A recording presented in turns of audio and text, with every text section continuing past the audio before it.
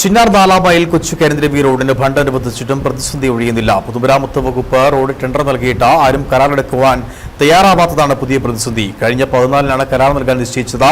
ഇതോടെ വീണ്ടും പുതിയ തീയതി നിശ്ചയിക്കാൻ ഒരുങ്ങുകയാണ് പൊതുമരാമത്ത് ഉദ്യോഗസ്ഥർ.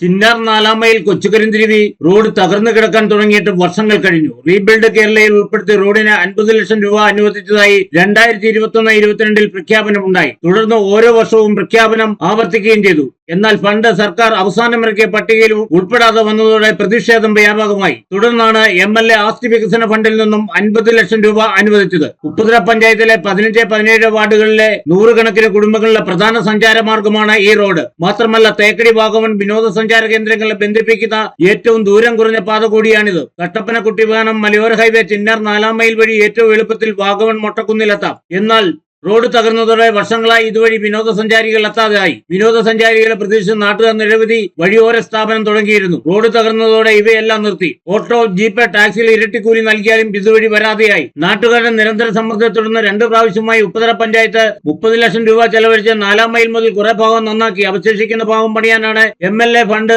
അനുവദിച്ചത്. പൊതുമരാമത്ത് വകുപ്പ് എസ്റ്റിമേറ്റ് എടുത്ത ടെൻഡർ നടപടികൾ പൂർത്തിയാക്കി. റോഡിന് നിർമ്മിതിയിൽ ഉൾപ്പെടുത്തി MLA ഒരു 50 ലക്ഷം രൂപ അനുവദിച്ചിരുന്നു. അവരത് നടപ്പിലാക്കാതെ വന്നതിന് ശേഷം PWD ഏറ്റെടുത്തു.